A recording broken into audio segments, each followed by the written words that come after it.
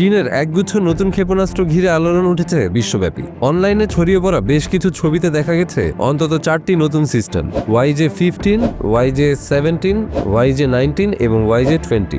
এর মধ্যে সবচেয়ে বেশি নজর কেড়েছে YJ-20, যেটিকে বিশ্লেষকরা বলছেন একেবারে নতুন প্রজন্মের এয়ারক্রাফট ক্যারিয়ার কিলার।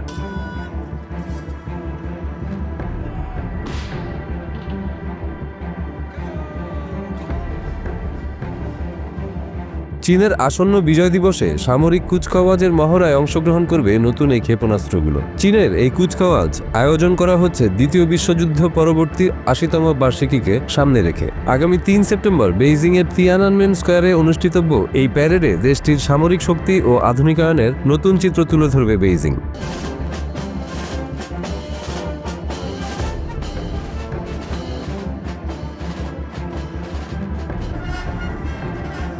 সামরিক পর্যবেক্ষক রিক জোয়ের মতে JY-17 ও JY-19 সম্ভবত হাইপারসনিক অস্ত্র, JY-15 হতে পারে সুপারসনিক মিসাইল, তবে সবচেয়ে রহস্যময় YJ-20, যেটি আংশিক ব্যালিস্টিক ক্ষেপণাস্ত্রের মতো হলেও উড়ার সময় অ্যারোডাইনামিক লিফট ব্যবহার করে, অর্থাৎ এটি গতির পাশাপাশি কৌশলগত চালচালনও করতে সক্ষম।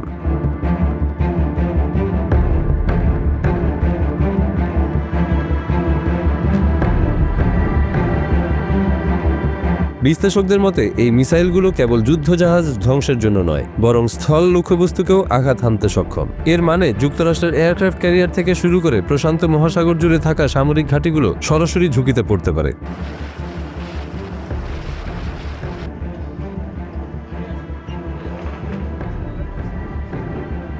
নৌ বিশ্লেষক অ্যালেক্স লাক বলেন, রেড সি ও অন্য অঞ্চলে যুক্তরাষ্ট্র ভালো প্রতিরক্ষা সক্ষমতা দেখিয়েছে, কিন্তু চীনের নতুন অস্ত্রগুলো আরও উন্নত হতে পারে এবং যুক্তরাষ্ট্রের ক্ষেপণাস্ত্র প্রতিরক্ষা ভাণ্ডারকেও চাপে ফেলতে পারে।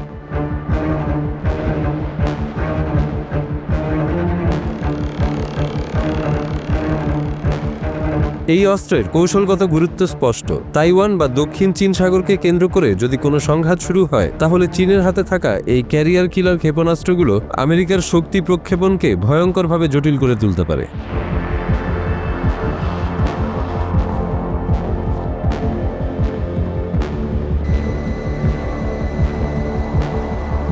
সবশেষে বিশ্লেষকরা বলছেন, চীনের নতুন ক্ষেপণাস্ত্র প্রদর্শন আসলে এক ধরনের কৌশলগত বার্তা। এটি শুধু সামরিক শক্তির প্রদর্শনী নয়, বরং যুক্তরাষ্ট্র ও তার মিত্রদের কাছে কঠিন হুমকি। প্রশান্ত মহাসাগরে এখন আর একচেটিয়া পশ্চিমা আধিপত্য বজায় রাখা সহজ হবে না।